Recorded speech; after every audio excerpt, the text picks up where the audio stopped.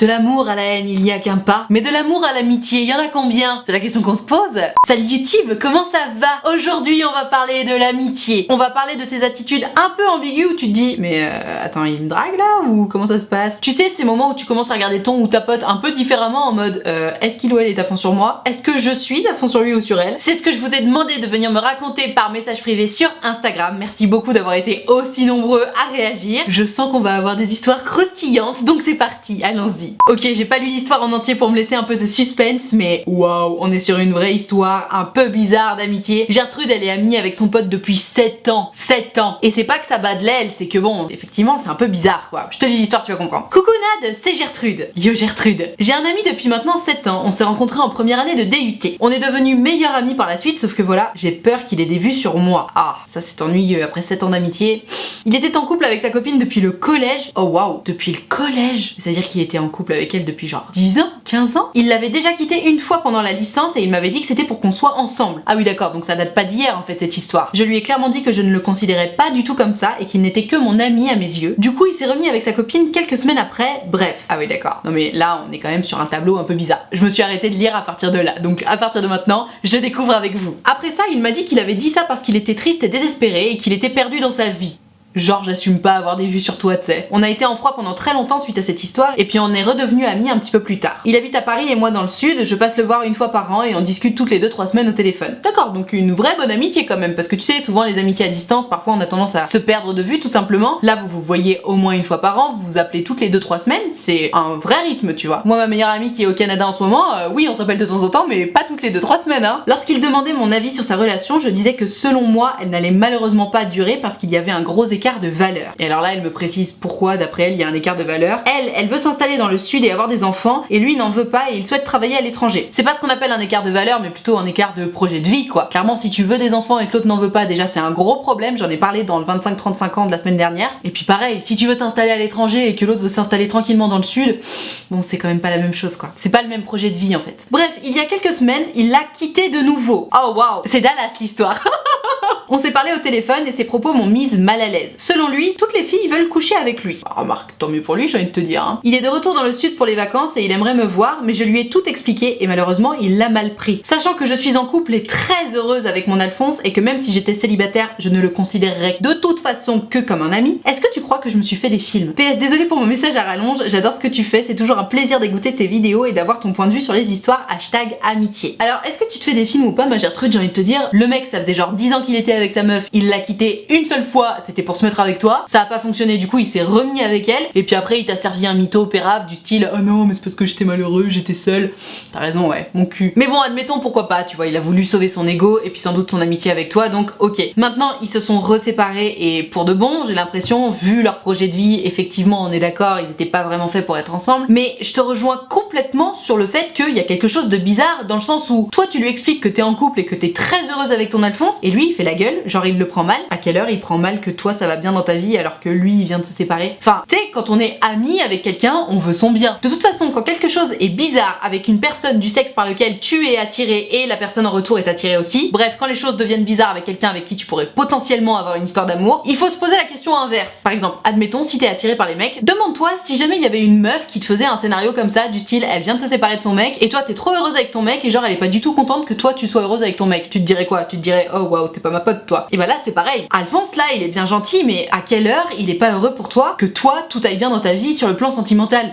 Complètement malade. Et de l'autre côté, bon en soi peut-être que c'est vrai que toutes les meufs veulent coucher avec lui, tu vois, en soi tant mieux pour lui, mais est-ce qu'il t'aurait pas un peu dit ça en dépit d'essayer de te faire réagir sur quelque chose du style ah si elle sait que je m'envoie en l'air avec plein de meufs, peut-être que ça va lui faire ouvrir les yeux, que je suis l'âme de sa vie, j'en sais rien. Dans tous les cas ma Gertrude, oui, je pense que c'est un petit peu bizarre ta relation avec ce mec là. Enfin non, c'est pas ta relation avec ce mec là, c'est sa relation à toi. De toute évidence il a toujours eu le béguin pour toi, de toute évidence il continue d'espérer et malgré les taquets à répétition que tu lui mets, le mec il veut juste pas comprendre, tu vois. En soi t'y es pour rien, toi t'as été clair. Maintenant, tu sais, je pense qu'on arrive à des âges où on n'a plus vraiment le temps de s'investir dans des relations où on n'est pas sur de la sincérité la plus totale. Alfred là, ton meilleur ami, c'est pas ton meilleur ami. Il est intéressé par toi, il veut sortir avec toi, il veut coucher avec toi, c'est pas ton ami. D'autant plus que, attention, si jamais il avait effectivement ce petit faible pour toi, mais qu'il le cachait bien et que parallèlement il était ultra heureux pour toi, ce serait complètement différent. Mais là il est même pas foutu d'être heureux pour toi. T'es enfin en couple avec quelqu'un avec qui tu te sens bien, il est pas content? Allez, ciao. T'as juste pas le temps pour ce genre d'histoire. Enfin, à toi de voir, hein, bien entendu. Mais je pense qu'il y a un moment, il faut faire le ménage dans sa vie. Les gens qui ne nous apportent pas du positif, les gens qui nous apportent que des prises de tête et qui en plus te demandent beaucoup d'investissement, parce qu'encore une fois, vous vous appelez ultra souvent, vous vous voyez une fois par an, mais quand même, c'est un vrai investissement, tu vois. Réfléchis, ma Gertrude, hein. Mais oui, moi je trouve ça ultra bizarre. Je trouve ça ultra bizarre. Essayons au maximum de ne pas nous entourer de gens qui ne veulent pas notre bien, quoi. Et clairement, Alfred, là, ton meilleur ami,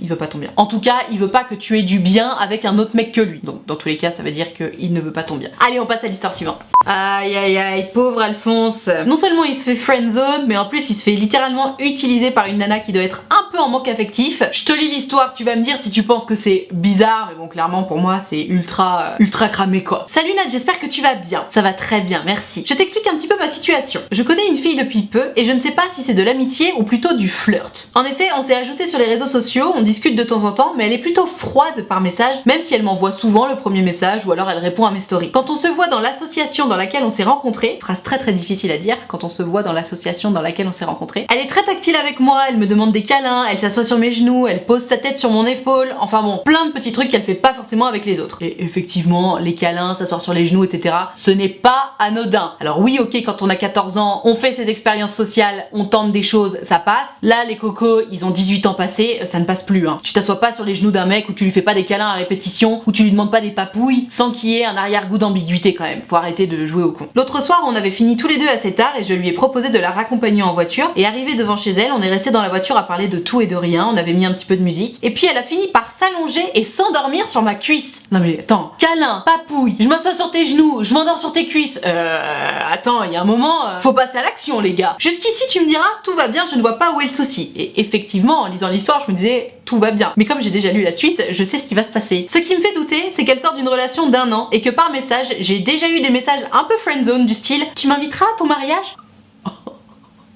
Oh la violence, la violence. Ou encore « Tu me présenteras ta copine ?»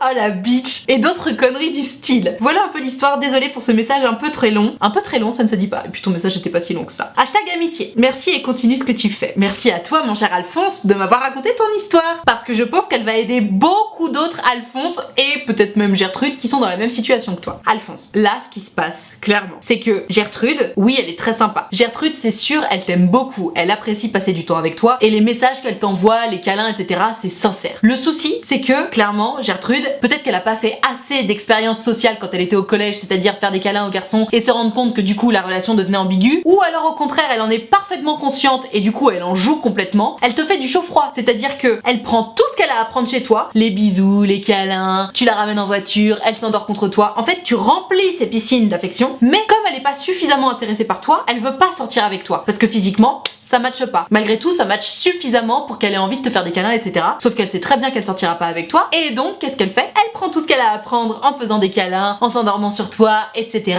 Mais de l'autre côté, elle met entre guillemets des limites en te disant « Tu m'inviteras à ton mariage ?» Ou alors « Tu me présenteras ta copine ?» En soi, si ce type de relation te convenait, c'est-à-dire que bon bah toi aussi t'as juste des piscines d'amour à remplir et puis cette nana te plaît pas particulièrement, mais bon voilà t'es content de faire des câlins, des bisous à quelqu'un en attendant de trouver la bonne, je te dirais bah vas-y Alphonse, amuse-toi. Sauf que là t'es en train de m'expliquer que tu sais pas trop si c'est de l'amitié, si c'est un flirt, etc. Moi je te le dis, Gertrude là, elle a le beurre, l'argent du beurre et ton cul. Hein. Désolée c'est pas très classe mais c'est la vérité. Elle a tout ce qu'elle veut sans s'encombrer de ce qu'elle ne veut pas, c'est-à-dire qu'elle veut pas d'une relation, elle veut pas sortir avec toi, elle veut pas avoir à t'embrasser, mais elle veut profiter de tes câlins, elle veut profiter des longues conversations à rallonge dans la voiture, elle veut profiter du confort de pouvoir s'endormir contre toi. T'es son nounours en fait, voilà, tout simplement. T'es son nounours. T'es son ours en peluche, elle peut te faire des câlins quand elle veut et puis quand elle en a marre, de toute façon on n'est pas en couple et puis tu m'inviteras à ton mariage. Non, non, non, non. Il y a un moment les gars, il faut se respecter. Si jamais tu commences à avoir le béguin pour Gertrude, mets des barrières. Explique-lui que pour toi, une nana qui te fait des bisous, qui te fait des câlins, qui s'assoit sur tes genoux, qui s'endort sur tes cuisses dans ta voiture, c'est pas juste une amie, c'est pas une copine, tu vois. Ça va peut-être être ta copine, mais c'est pas une amie qui se comporte comme ça. Tout simplement parce que c'est ce qu'on appelle un comportement ambigu. Et c'est d'ailleurs la raison pour laquelle tu m'écris, Alphonse. Tu me dis, oh waouh, je sais pas trop où j'en suis là avec cette fille parce qu'elle m'envoie des signaux particuliers. Et il s'agit pas du tout d'être réac en mode ah bah non ça se fait pas de faire ça. Si, ça se fait de faire ça, mais ça se fait de faire ça si tu es dans une optique de drague. Si ton but c'est clairement de ne pas sortir avec cette personne, dans ce cas il ne faut pas envoyer ces signaux là, parce que sinon bah oui tu vas passer pour un allumeur ou pour une allumeuse, l'autre il va dire attends tu te fous de ma gueule, tu m'envoies des signaux positifs, après quand je viens vers toi tu m'envoies des signaux négatifs, style tu m'inviteras à ton mariage ou tu me présenteras ta copine. Non, non, non et non. Cette fille là, je suis désolée mais elle se fout un petit peu de ta gueule et ça l'arrange bien. Donc encore une fois, si toi aussi ça t'arrange, continue. Si tu sens que t'es en train de t'accrocher, mets-lui des barrières, explique-lui que non, elle ne peut pas se comporter de cette façon-là. Le seul petit bémol que je vois à l'horizon, je me dis que peut-être si elle te pose des questions du style tu m'inviteras à ton mariage ou alors tu me présenteras ta copine, peut-être que c'est une façon très maladroite d'essayer de capter si t'as une meuf. Maintenant, si tu me dis que non, elle sait très bien que t'es célibataire, alors dans ce cas, c'est qu'elle se fout de ta gueule. Si vous n'avez pas particulièrement parlé de vos histoires d'amour perso ou intime, ce qui m'étonnerait en soi parce que vous passez des heures à discuter dans ta voiture, tu vois. Mais bon, je pense à celles et ceux qui regardent cette vidéo et qui se disent ça ressemble un petit peu à mon histoire, qu'est-ce que je dois faire? Si jamais la personne sait très bien que t'es célibataire, c'est qu'elle se fout de ta gueule. Si la personne ne sait pas du tout que t'es célibataire, ne sait rien de ta vie perso ou intime et qu'elle te pose des questions style tu me présenteras ta copine, ça peut potentiellement être une façon très maladroite de te demander si t'es en couple ou pas. Dans tous les cas, quand on se retrouve dans ce genre de situation, la meilleure chose à faire c'est de fixer des limites et vraiment crever l'abcès en fait. Si tu sais vraiment plus comment faire, la prochaine fois que Gertrude elle a un comportement comme ça un peu ambigu, tu peux lui dire mais du coup pourquoi tu te comportes comme ça avec moi, parce que tu sais c'est un peu ambigu comme comportement. Enfin tu sais, juste tu la confrontes. Alors évidemment ça va pas lui faire plaisir du tout, elle va se vexer en mode mais quoi, mais n'importe quoi, gna gna gna. Mais en fait il y a un moment, tu peux pas te laisser prendre pour un con ou pour une conne comme ça. Donc go, affirmons-nous les gars. Et si tu trouves que c'est ambigu, si tu trouves que c'est bizarre, et ben dis-le. Parce que là, la tête de con, c'est Bibi. Tiens, une histoire hyper intéressante parce que de prime abord, on pourrait vraiment penser que c'est hyper ambigu et en fait, j'ai un petit doute et je me dis finalement, est-ce que ce serait pas juste de l'amitié et de la sincérité assez profonde? Tu vas me dire ce que t'en penses, je te lis l'histoire. Salut Nat, je suis Gertrude. Yo Gertrude. Je suis un peu perdue par rapport à une amitié, je vais te raconter mon histoire. Quand j'étais vraiment toute petite, dans la famille de mes voisins, il y avait un garçon qui me plaisait bien et comme j'étais déjà un bisounours à l'époque, je lui avais avoué mes sentiments d'enfant mais ce n'était pas réciproque. Oh, c'est trop mignon. Le temps est passé, on a commencé à nous éloigner, moi à cause de mes études et de mon contexte familial et lui parce qu'il a eu une copine et puis je voulais évidemment respecter son couple. Ça faisait donc au moins 4 ou 5 ans qu'on s'était plus parlé jusqu'à l'année dernière où j'ai décidé de prendre de ses nouvelles. Ça faisait tellement longtemps qu'on s'était pas parlé qu'on savait pas trop quoi se dire, donc on avait vraiment juste eu une conversation bateau. Et là, récemment, sa copine l'a quitté et depuis il n'arrête pas de m'envoyer des messages. On s'est même revus, on a beaucoup discuté, surtout de lui avec sa séparation douloureuse, etc. Il me parle même de vouloir se remettre en couple le plus vite possible avec une fille qu'il compte rencontrer prochainement. Bah c'est bien, l'espoir fait vivre. Je lui ai tout de suite déconseillé de faire ça, surtout qu'il sort d'une relation depuis presque 4 ans et que ça ne s'oublie pas du jour au lendemain, comme tu dis, il faut faire le deuil de la relation. Ah non mais c'est clair. Mais là de toute façon, de toute évidence, il veut tellement pas voir le chagrin auquel il doit faire face qu'il se dit c'est pas grave, je vais trouver une autre meuf comme ça, j'aurai pas besoin de dealer avec tout ça. C'est un cas classique en soi, bon bah s'il veut trouver une meuf pour faire ça, pas de problème. Enfin voilà, il me dit qu'il est sur une autre meuf, mais il m'envoie des messages quand même tous les jours et puis je sais pas trop quoi lui dire. Il veut qu'on se voit, il veut faire une balade à moto, mais moi je trouve ça un petit peu bizarre ce revirement de situation alors que pendant 4 ou 5 ans on s'était pas du tout parlé. Je sais qu'il s'ennuie beaucoup et qu'il cherche à s'occuper, encore plus depuis que sa copine l'a quitté. Est-ce que tu penses que c'est juste un ami ou est-ce que tu penses qu'il espère quelque chose avec moi? Merci Nat, bisous, #amitié. Alors ma Gertrude, comme je le disais juste avant de lire ton histoire, au début je me disais j'avoue il est un peu bizarre cet Alphonse avec toi et tout, et en fait au fur et à mesure de l'histoire, moi ce que je vois c'est que ce mec là, il souffre énormément de sa rupture avec son ex. Ça faisait 4 ans, c'était sans doute son premier amour, et du coup là comme il vient de se faire larguer, il se dit ok, tout ce qui peut me faire penser à autre chose qu'à mon ex, il faut que je fonce parce que ça me fait trop de mal. Et du coup comme tu m'expliques qu'il a tendance à s'ennuyer et à pas avoir grand chose à faire, il se dit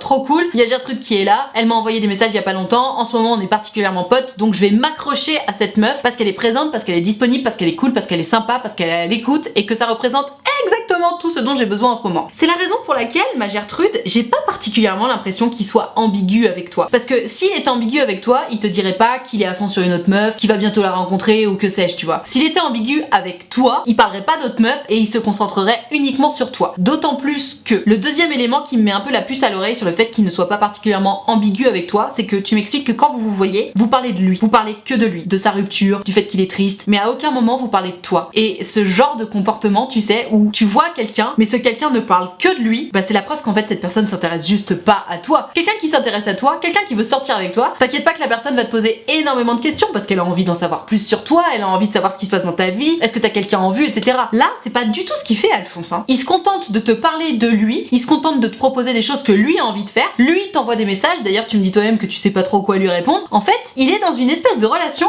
ultra unilatérale, c'est-à-dire que lui, il a de la peine et toi, tu penses sa peine. Et voilà, pense, P-A-N-S-E-S. Voilà, du verbe penser, pas penser avec sa tête. Penser genre soigner les blessures. Donc moi Gertrude, est-ce qu'il est ambigu ce garçon? Honnêtement, je pense pas. En revanche, j'ai quand même l'impression que votre relation est très déséquilibrée et que j'ai pas vraiment l'impression que toi, tu trouves ton compte. C'est-à-dire que encore une fois, bon bah toi, tu lui es bien utile à lui pour penser ses blessures, mais lui, qu'est-ce qu'il t'apporte? Bah j'ai pas l'impression qu'il t'apporte grand-chose, tu vois. Évidemment, il s'agit pas de le laisser tomber. Tu peux être là pour lui si ça t'intéresse et si t'as du temps à lui consacrer. Maintenant, attention, tu n'es pas non plus obligé d'être ultra présente pour lui alors que justement, comme tu le dis, ça faisait 4-5 ans que vous étiez plus particulièrement parlé et qu'en plus tu sais pas trop quoi lui dire quoi. Donc fais attention, ne lui consacre pas non plus tout ton temps, sauf si évidemment t'es intéressé par lui, mais ça transpire pas du tout dans le message que tu m'as envoyé, j'ai plutôt l'impression que toi t'es pas particulièrement intéressé. Donc en gros, si t'es intéressé, bon bah continue de passer du temps avec lui, même si je pense pas qu'il soit particulièrement intéressé par toi, et si t'es pas intéressé, mets un peu de distance, hein. T'es pas son ours en peluche non plus, hein.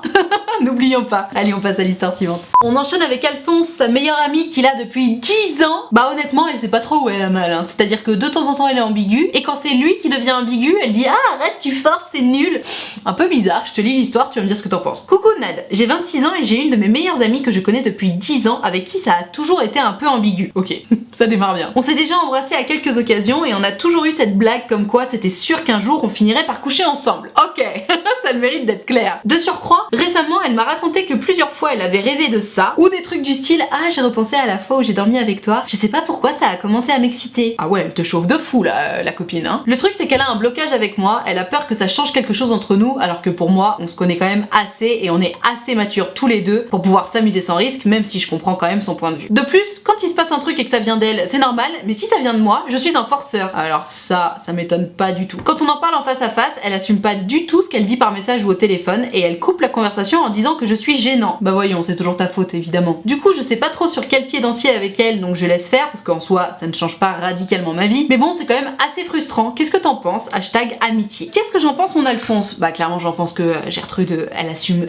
rien du tout. En fait, de ce que je vois, Gertrude, évidemment, elle est intéressée par toi et toi par elle, sinon il y aurait pas cette ambiguïté qui plane entre vous depuis 10 ans. Mais il doit y avoir un petit quelque chose qui la bloque par rapport à toi. Donc est-ce que c'est votre amitié? Est-ce que c'est effectivement la peur de te perdre? Est-ce que c'est physique? Est-ce que c'est ton caractère? J'en sais rien. Malgré cette ambiguïté, il y a quelque chose qui fait que, ouais, elle a un peu envie, quand elle te voit pas, c'est-à-dire que quand elle est par message ou par téléphone, elle a un peu envie, et puis quand elle est en face de toi, non, ça la bloque. Donc vu ce que tu me racontes, moi j'ai plutôt l'impression que c'est physique, c'est-à-dire que dans l'idée, elle aimerait bien, mais physiquement, peut-être qu'il y a un truc qui bloque pour elle, et elle met ça sous le coup du ah non, mais j'ai peur que ça bloque notre amitié, ou que sais-je. Dans tous les cas, Alphonse, elle se fout un peu de ta gueule, la Gertrude. Elle assume rien de ce qu'elle te dit par téléphone et par message. Le délire du ah, la dernière fois qu'on a dormi ensemble, ça m'a excité, je sais pas quoi, tu peux pas dire ça et derrière dire ah non, mais arrête d'être ambigu avec moi, t'es vraiment un forceur. Parce qu'en fait, clairement, c'est même pas ce qu'on appelle une allumeuse là, c'est une chieuse en fait. C'est-à-dire qu'elle te chauffe, mais si t'as le malheur de répondre, t'es un forceur. Non mais attends, ça va, l'égalité homme-femme, hein les gars. Tu peux pas aller chauffer un mec et dès que le mec il te répond, dire ah bah non, t'es trop un forceur, arrête. Non mais quoi? En plus, elle te dit que t'es gênant et tout. Enfin, moi je trouve ça un peu humiliant en fait, son comportement à cette meuf. Évidemment, si tu commences à chauffer un garçon, le garçon il va répondre. Et puis c'est pas comme si tu la forçais, juste tu réponds. Et si t'as le malheur de répondre, elle te dit que t'es un forceur, alors soit t'es pas du tout objectif sur la façon dont tu réponds et effectivement c'est beaucoup trop, auquel cas il faut l'écouter, soit c'est elle qui clairement est dans le drama et qui n'assume tellement pas d'être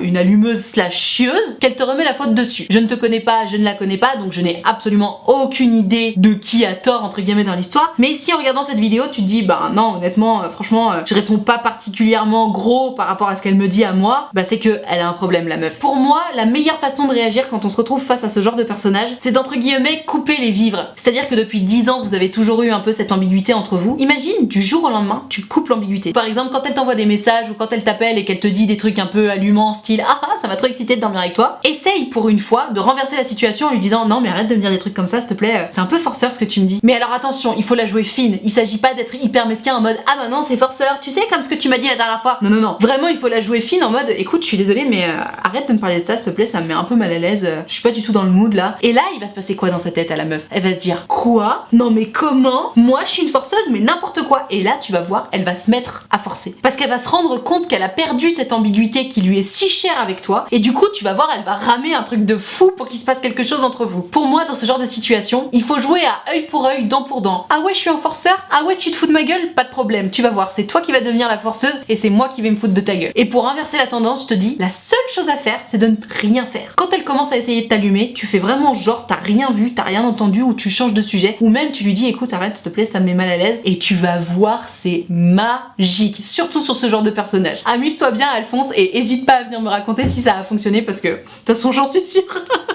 Voilà, je vais m'arrêter là pour cette vidéo sur les amitiés un peu ambiguës. J'espère que ça t'a aidé à y voir un petit peu plus clair dans ton amitié qui potentiellement est un peu ambiguë. En tout cas, si t'as aimé cette vidéo, n'hésite pas à me mettre un pouce bleu, ça me fera plaisir. Si tu penses que cette vidéo peut aider un pote à toi ou une pote à toi, et ben n'hésite pas à lui envoyer cette vidéo. Et si tu veux louper aucune de mes prochaines vidéos, tu peux cliquer sur le bouton s'abonner, c'est gratuit. Et si tu aimes les notifications, tu cliques sur la cloche. Et si tu n'aimes pas les notifications, tu ne cliques pas sur la cloche, mais tu cliques quand même sur s'abonner parce que ça c'est important. Si jamais comme les Gertrude et les Alphonse de cette vidéo, tu veux pouvoir participer aux prochaines vidéos, c'est sur Instagram que ça se passe. Donc tu n'as qu'à venir me suivre parce qu'en fait si tu me suis pas, tu vois pas mes stories. Or c'est dans mes stories que je précise quelle vidéo je suis en train de préparer et c'est au moment où tu vois ma story qu'il faut venir m'envoyer ton histoire par message privé. Donc je t'attends dès à présent sur Instagram. Et alors si t'es pas très branché Instagram mais que t'as quand même envie de me raconter ton histoire et qu'on en discute toi et moi en direct sans que ça passe en vidéo, que ça reste juste secret entre toi et moi, c'est possible. J'ai créé un site internet qui s'appelle utilefutile.fr et sur ce site tu peux prendre rendez-vous avec moi, soit de 20 minutes soit de 45 minutes et tu peux choisir de me raconter tout ça à l'écrit, au téléphone ou en visio selon ce qui te met le plus à l'aise parce que c'est vraiment très important de se sentir à l'aise quand on parle de soi. En tout cas si t'as envie de prendre rendez-vous mais que t'oses pas, que t'as peur de me déranger ou que sais-je, vraiment tu ne me déranges pas, c'est toujours un plaisir pour moi de vous avoir en rendez-vous donc surtout n'hésite pas, utilefutile.fr, le lien est dans la barre de description. Je te rappelle également que l'option de souscription payante à ma chaîne YouTube est activée, ce sont les abonnés de Diamant, tu dois les voir un petit peu partout dans les commentaires et dans le chat, ils ont un petit diamant à côté de leur pseudo. Ils sont là pour me soutenir, c'est la raison pour laquelle il y a une cotisation de 5 € par mois ou plus d'ailleurs si tu veux et que tu peux, n'hésite pas. Et moi pour les remercier de tout ce soutien, je leur ai créé un groupe Facebook dans lequel on discute tous ensemble, je leur fais régulièrement des lives Facebook exclusifs rien que pour eux et tu l'auras compris, il y a vraiment une très bonne ambiance, tout le monde est très gentil, très accueillant, très bienveillant. Donc pareil, si t'as envie de venir les rejoindre mais que t'oses pas, que t'as peur ou que sais-je, n'hésite pas, tu seras forcément bien accueilli parce que c'est la règle d'or des abonnés de Diamant. Tout ceci étant dit, merci infiniment d'avoir suivi cette vidéo en entier et moi en attendant la prochaine vidéo, je te fais des très gros bisous. Ciao.